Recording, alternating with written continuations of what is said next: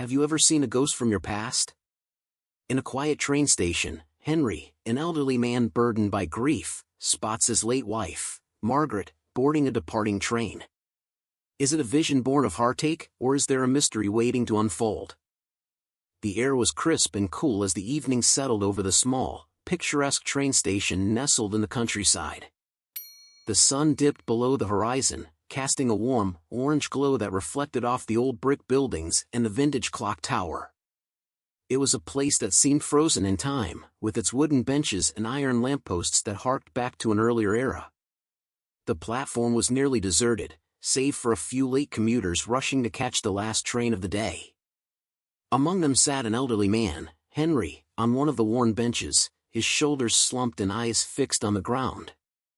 He was a retired schoolteacher, his once robust frame now slightly hunched from the weight of years and the recent loss that had shattered his world. His wife, Margaret, had passed away just a few months prior, leaving an irreplaceable void in his heart. They had been married for over 50 years, sharing a life filled with love, laughter, and the occasional hardship. Every evening since her passing, Henry had made his way to the train station. It was a ritual of sorts, a way to feel close to her memory. He would sit on the same bench where they had often waited for trains together, reminiscing about their many travels and adventures. Tonight, however, was different.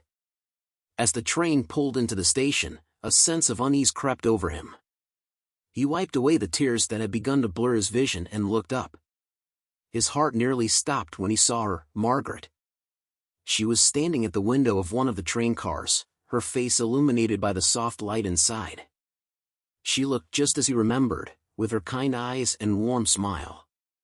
Henry blinked, convinced that his grief was playing tricks on him, but there she was, waving gently, just as she used to. "Margaret," he whispered, his voice trembling. He stood up abruptly, his cane clattering to the ground as he took a few unsteady steps toward the train. His mind raced, confusion and hope battling within him.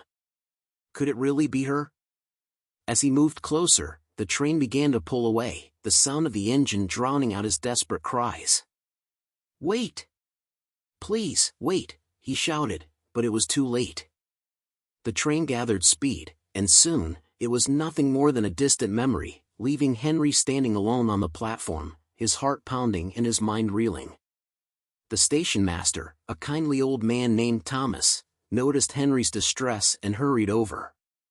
"Henry, are you all right? What happened?" Henry turned to him, his eyes wide with a mix of fear and hope. "Thomas, I saw her. I saw Margaret. She was on that train." Thomas frowned, glancing at the departing train and then back at Henry. "Are you sure? There's no one by that name on the passenger list today." Henry shook his head, his voice barely a whisper. "I know what I saw, Thomas. It was her. I need to find out where that train is headed." Thomas placed a reassuring hand on Henry's shoulder. "Let's get you inside, Henry. We can check the schedule and figure this out together." Inside the small station office, Henry sat down, his mind racing with questions. Thomas sifted through the schedules and passenger lists, his expression one of concern and curiosity. After a few moments, he looked up. "That train is heading to the city. It's the last one for the night." Henry nodded, determination replacing the confusion in his eyes. "I have to follow it. I need to know if it was really her." Thomas hesitated. "Henry, are you sure you're up for this? It's a long trip, and—" "I'm sure," Henry interrupted, his voice firm.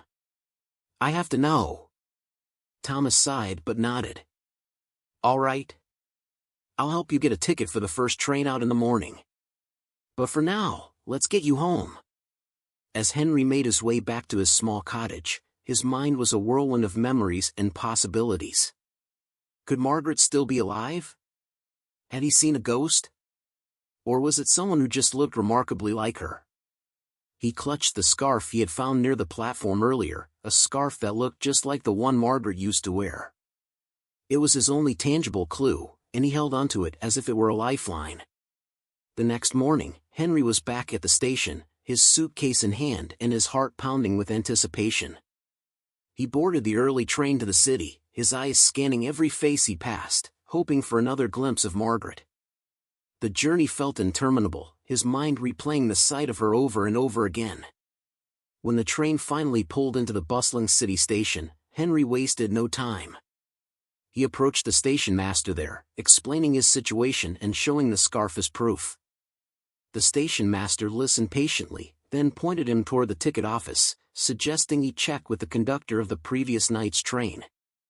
Henry hurried to the office, where he was met with polite but puzzled expressions. No one had seen a woman matching Margaret's description. Undeterred, Henry continued his search, talking to passengers and staff, hoping someone, anyone, might have seen her. As the day wore on, his hope began to wane. Exhausted, he sat on a bench in the crowded station, feeling the weight of his years and the crushing disappointment. Just then, a young woman approached him. She had been observing him with curiosity and concern. "Excuse me, sir," she said softly. "I couldn't help but overhear. Are you looking for someone?" Henry looked up, his eyes weary but determined. "Yes, I'm looking for my wife. I saw her on a train last night, but she passed away a few months ago." The young woman, whose name was Lisa, sat down beside him. "That sounds impossible, but sometimes strange things happen. I'm a regular commuter here. Maybe I can help you look." Henry felt a flicker of hope. "Thank you, Lisa. Any help would be appreciated." Together, they spent the rest of the day interviewing passengers, station staff, and even checking security footage. While the footage was inconclusive, it showed a blurry image of a woman who did indeed resemble Margaret boarding the train. As night fell, Henry and Lisa sat in a small cafe near the station, sipping coffee and reflecting on the day. Despite the lack of concrete answers, Henry felt a renewed sense of purpose. He wasn't alone in his search anymore. "Thank you, Lisa," he said, his voice filled with gratitude. "I don't know what I would have done without your help today." Lisa smiled warmly. "We're not done yet, Henry. We'll figure this out. Sometimes, the answers come when you least expect them." Henry nodded, feeling a glimmer of hope he hadn't felt in months. The journey ahead was uncertain, but with Lisa's help, he was determined to uncover the truth about the mysterious woman on the train. The morning sun cast long shadows across Henry's living room as he sat at the kitchen table, nursing a cup of coffee. The events of the previous day still played vividly in his mind. He couldn't shake the image of Margaret at the train window, her face a blend of familiarity and mystery. The scarf he found was draped over the back of a chair, a tangible connection to the woman he loved and lost. Determined to uncover the truth, he decided to return to the station and continue his search. When he arrived at the station, Lisa was already there, waiting for him with a smile. "Good morning, Henry. Ready for another day of detective work?" Henry nodded, feeling a surge of gratitude. "Yes, Lisa. Thank you for coming back. I don't know what I'd do without your help." Lisa shrugged, her eyes kind. "We'll figure this out together." Their first stop was the station office. Henry approached the station master, Thomas, who greeted them with a nod. "Morning, Henry." "Lisa. How can I help you today?" "We need to see the passenger list from last night's train again," Henry said. "And maybe talk to some of the staff who were on duty." Thomas handed over the list. "I've already checked it, Henry. No one matching Margaret's description was on that train." Henry glanced at Lisa, who took the list and scanned it carefully. "Maybe we missed something," she murmured, her brow furrowed in concentration. They spent the next hour speaking with station employees, hoping someone might have seen something unusual. Most were sympathetic but had no useful information. As they were about to leave, an older janitor named Frank stopped them. "I remember seeing an old lady on the platform last night," Frank said, scratching his head. "She looked lost, kind of out of place. But I didn't get a good look at her face." Henry's heart raced. "Did she get on the train?" Frank nodded. I think so. She was carrying a small bag, seemed in a hurry. Henry exchanged a hopeful glance with Lisa. Thank you, Frank. That helps. Next, they visited the security office, hoping to review more footage. The grainy video from the night before had been inconclusive, but maybe a second look would reveal something new. The security guard, a young man named Jake, greeted them with a friendly smile. Back again, Mr. Henry? Let's see what we can find. They watched the footage from multiple angles, focusing on the moment when the woman boarded the train. The image was still blurry, but there was something about her posture, the way she moved, that reminded Henry of Margaret. Can you enhance this? Lisa asked, leaning closer to the screen. Jake shook his head. Sorry, this is the best quality we have.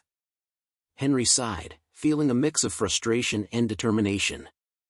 It has to be her, Lisa. I know it.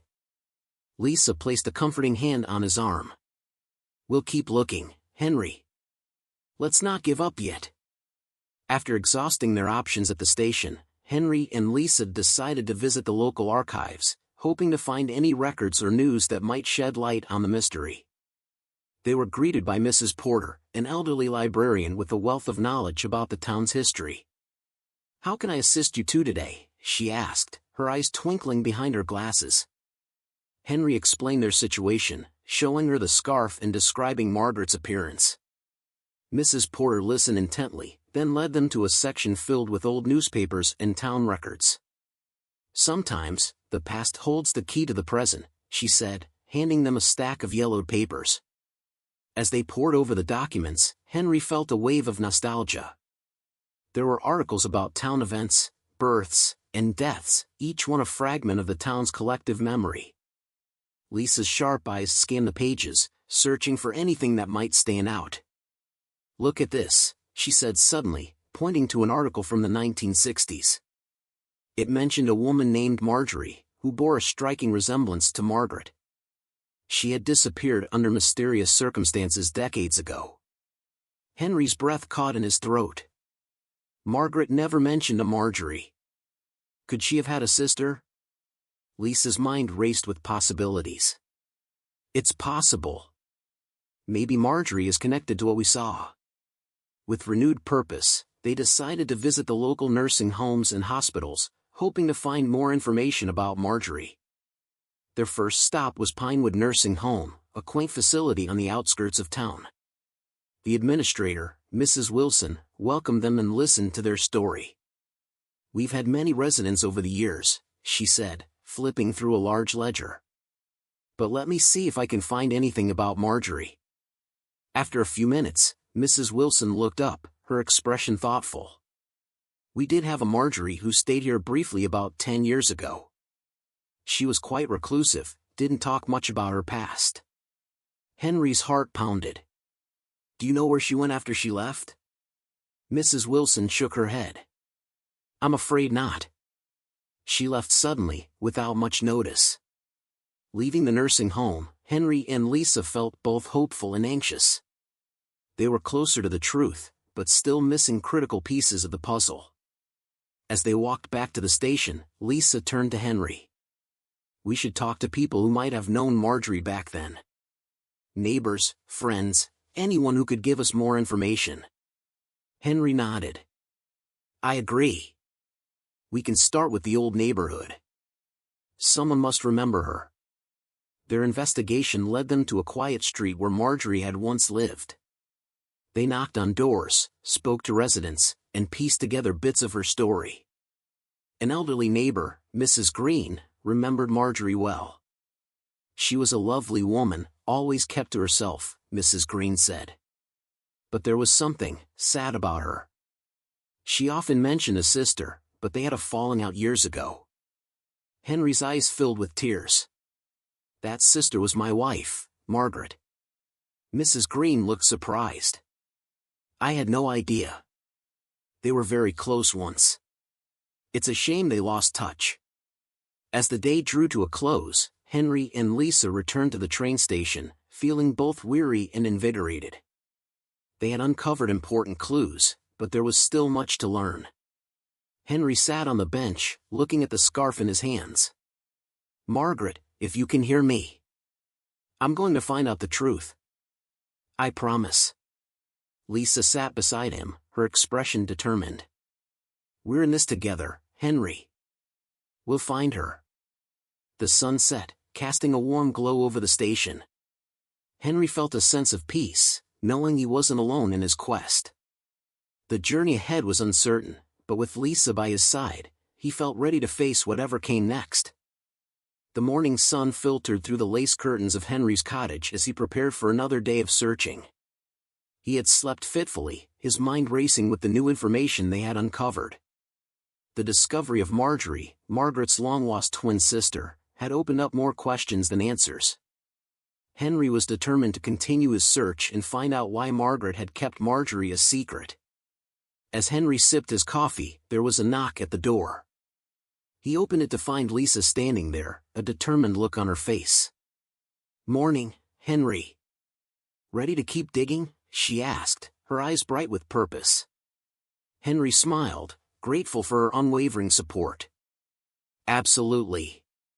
Let's get started." They decided to visit the local historical society, hoping to find more information about Marjorie's life and why she had disappeared. The historical society was housed in a grand old building filled with dusty books and artifacts from the town's past. They were greeted by Mr. Jenkins, an elderly gentleman with a wealth of knowledge about the town's history. "Welcome," Mr. Jenkins said, his voice warm and inviting. "What brings you here today?" Henry explained their quest, showing him the article they had found and describing their search for Marjorie. Mr. Jenkins listened intently, nodding as they spoke.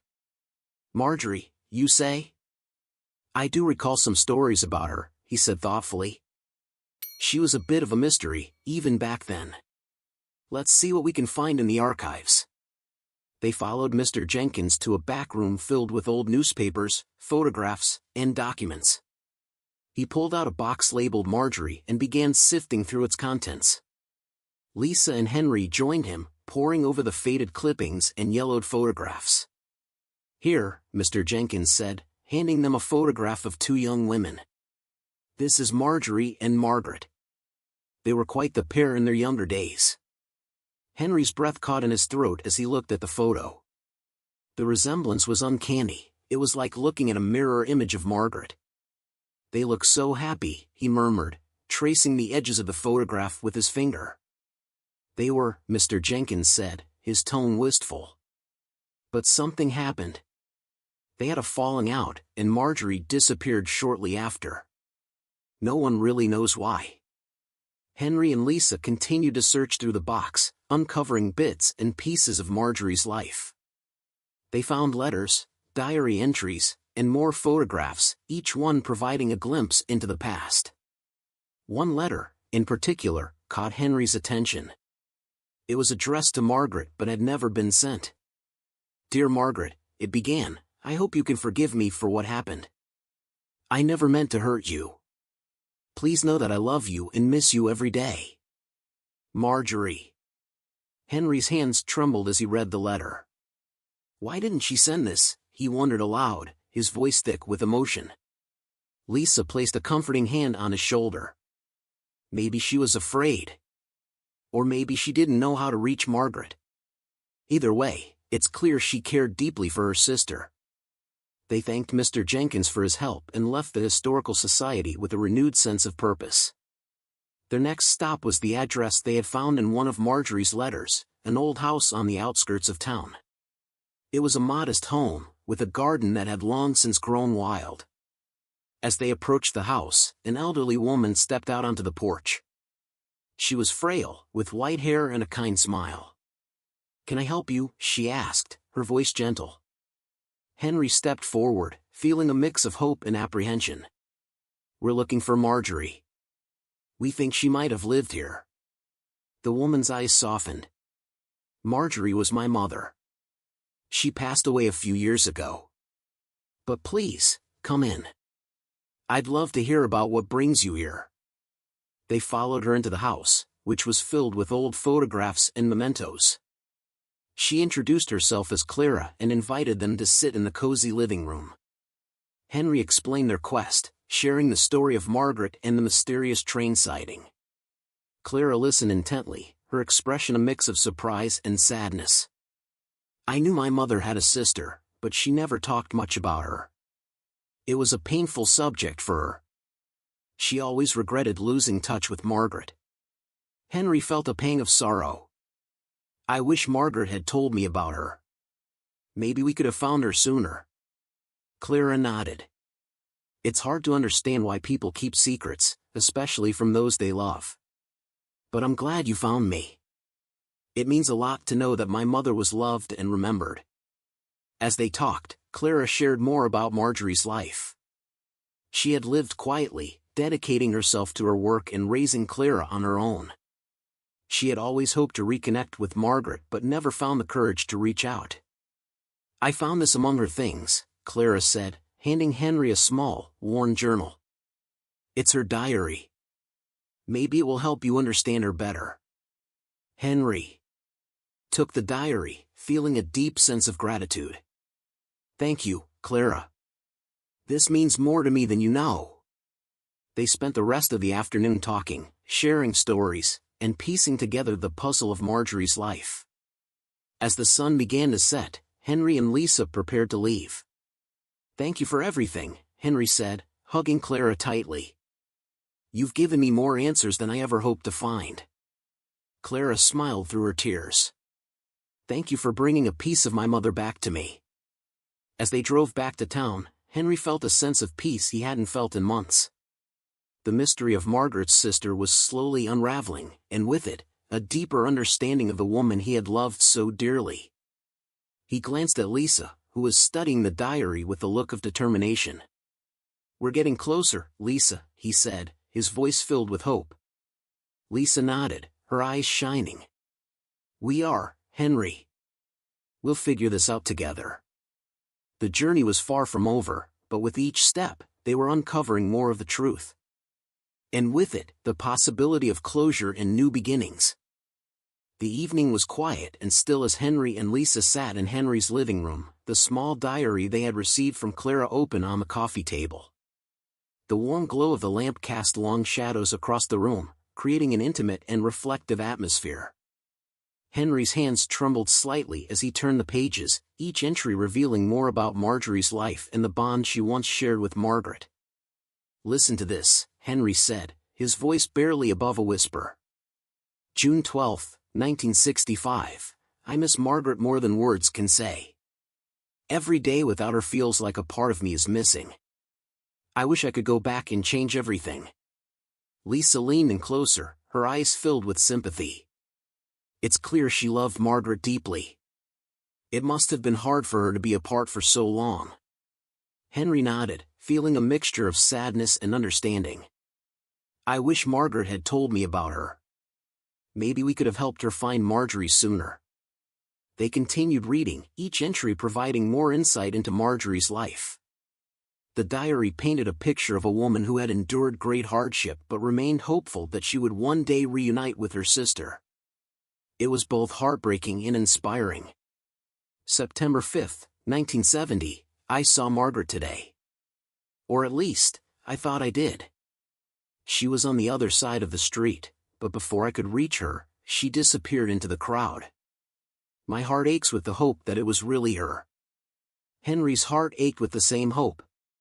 She must have felt so alone, searching for Margaret all those years. Lisa placed a comforting hand on his shoulder. At least we know now that their bond was never truly broken. They both carried each other in their hearts. As they reached the final entries of the diary, they came across one that stood out. It was dated just a few months before Marjorie's death. April 10, 2014. I don't have much time left, but I want to make amends. I hope Margaret can forgive me. I'm planning to take the train to her town next week, hoping to see her one last time. Henry's eyes widened. She was coming to see Margaret. That must have been the train she was on. But why didn't they meet? Lisa's brow furrowed in thought. Maybe something happened. Maybe they missed each other by minutes, or Marjorie got lost and never made it to her destination. Henry closed the diary, a sense of urgency filling him. We need to find out more. There has to be someone who remembers seeing her that day. The next morning, they returned to the train station, their determination renewed. Henry approached Thomas, the station master, once again. Thomas, I need your help. We found out that Marjorie was planning to visit Margaret just before she died. She was on a train heading here a few months before her death. Do you remember anything unusual from that time? Thomas scratched his head, thinking deeply. That's quite a while back, but I do remember a woman who looked very distressed. She asked about the address of a local nursing home. I think she was looking for someone. Henry's heart raced. Which nursing home was it? Thomas pointed them towards Maplewood Nursing Home, a small facility on the outskirts of town. Henry and Lisa wasted no time, heading straight there with the hope that they might find some answers. At Maplewood, they were greeted by a kind nurse named Sarah. Henry explained their quest, showing her the diary and describing Marjorie's visit. I do remember a woman like that, Sarah said, her eyes thoughtful. She came here looking for her sister. She seemed very tired and confused, like she had been searching for a long time. Henry's breath caught in his throat. Did she find her? Sarah shook her head, a look of regret on her face. No, she was too late. Margaret had passed away just a few days before Marjorie arrived. She was heartbroken. Tears welled up in Henry's eyes. I wish I had known. I wish I could have been there for her. Sarah placed a comforting hand on his shoulder. She stayed here for a few days, trying to come to terms with it. We tried to reach out to her family, but she left suddenly, leaving no contact information. Lisa's voice was soft but determined. She must have been devastated. But at least now we know she tried to find her sister. That has to mean something. Henry nodded, feeling a mix of sorrow and relief. It does. It means everything. As they left Maplewood, Henry felt a sense of closure beginning to form. The mystery of Marjorie's disappearance and her search for Margaret had been a painful journey, but knowing that she had tried to find her sister brought a measure of peace. Later that evening, back at Henry's cottage, he and Lisa sat by the fire, reflecting on the day's revelations. Thank you, Lisa, Henry said, his voice filled with gratitude. I couldn't have done this without you. Lisa smiled, her eyes warm. We did it together, Henry. And we'll keep going until we find all the answers. Henry nodded, feeling a deep sense of companionship and hope. Yes, we will. For Margaret and Marjorie. As the fire crackled and the night deepened, Henry felt a sense of calm settle over him. The journey was far from over, but with Lisa by his side and the truth slowly coming to light, he felt ready to face whatever came next. The dawn broke gently over the horizon as Henry and Lisa arrived at the train station once more. The past weeks had been a whirlwind of emotions, discoveries, and unexpected connections. Today felt different, however, there was a sense of closure in the air, as if the final pieces of the puzzle were about to fall into place. Henry glanced at Lisa, who gave him an encouraging nod. Today's the day, Henry. I can feel it. Henry smiled, feeling a renewed sense of purpose. Let's find Marjorie. They decided to start at the nursing home where Marjorie had stayed briefly, hoping to find more information about her departure. The staff welcomed them back, and Sarah, the nurse who had initially helped them, met them with a thoughtful expression. We've been looking through our records since you were last here, Sarah said, leading them to a small office. Marjorie didn't leave any contact information, but we did find a note she wrote before she left. Sarah handed Henry a folded piece of paper. His hands shook slightly as he opened it, revealing Marjorie's neat handwriting. To whoever finds this, I'm sorry I couldn't stay longer. I need to find peace with my past. Thank you for your kindness. Marjorie. Henry sighed, feeling the weight of Marjorie's words.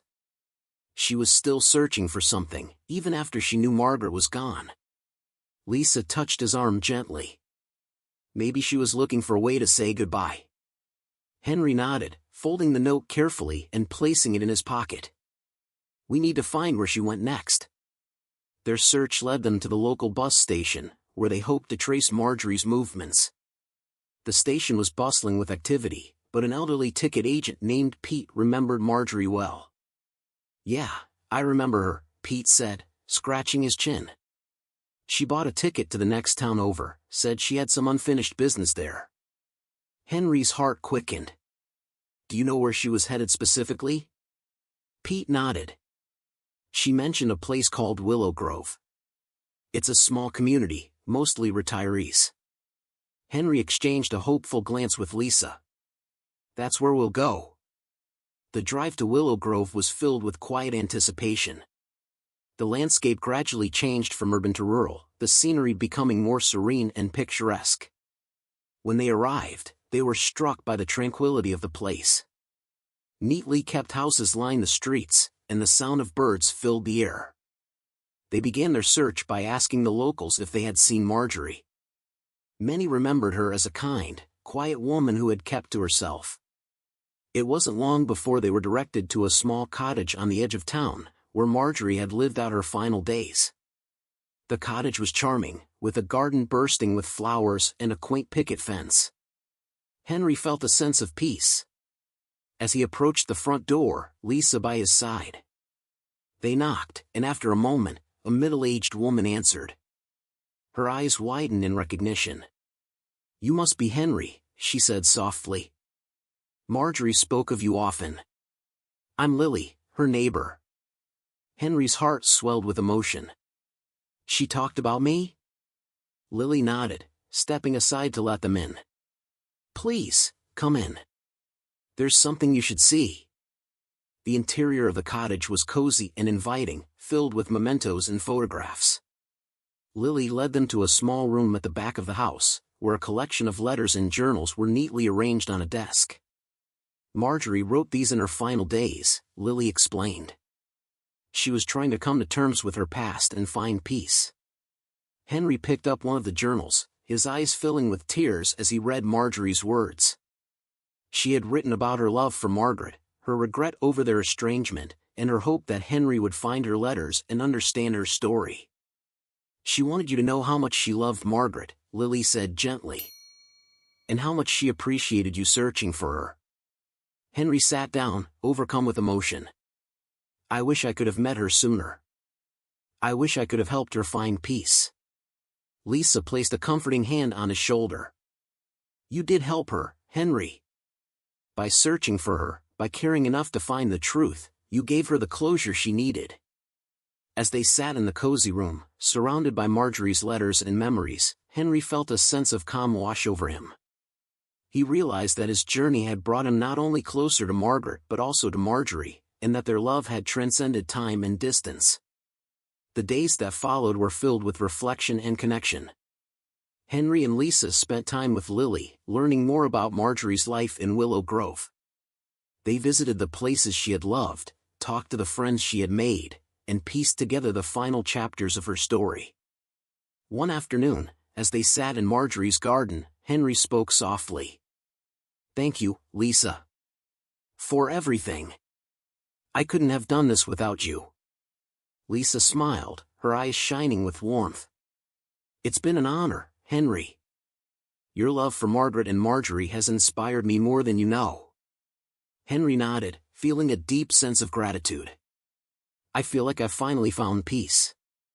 I know Margaret and Marjorie are together now, and that's all I ever wanted. On their last evening in Willow Grove, Henry and Lisa sat on the porch of the cottage, watching the sun set over the horizon. The sky was painted with hues of orange and pink, and the air was filled with the scent of blooming flowers. As the stars began to twinkle in the night sky, Henry felt a sense of completeness. He had started his journey with a heart full of questions and ended it with a heart full of answers. He knew that Margaret and Marjorie's love had never truly been lost, and that their bond had endured despite the years and the distance. Turning to Lisa, Henry smiled. Life is full of surprises, isn't it? Lisa nodded, her eyes reflecting the starlight. It is. And sometimes, those surprises lead us to exactly where we need to be. As they sat together, the world around them seemed to pause, filled with a sense of calm and contentment. Henry knew that he would carry the memories of Margaret and Marjorie with him always, and that their love would continue to guide him in the days to come. And in that moment, under the vast expanse of the night sky, Henry felt a profound sense of peace, knowing that the world was indeed a good place, filled with love and hope.